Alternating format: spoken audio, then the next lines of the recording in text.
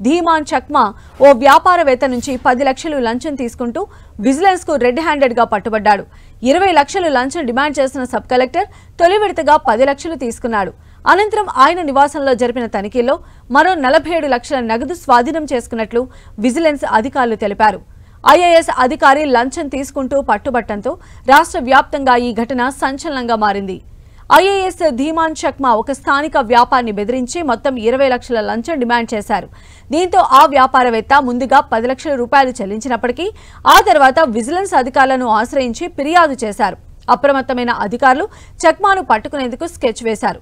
చక్మా తన ప్రభుత్వ నివాసంలో వ్యాపారి నుంచి మిగిలిన 10 లక్షల రూపాయలు లంచం తీసుకుని ఆ డబ్బును టేబుల్ డ్రాయర్లో పెడుతూ ఉండగా విజిలెన్స్ అధికారులు ఆయన్ను రెడ్ హ్యాండెడ్ గా పట్టుకున్నారు.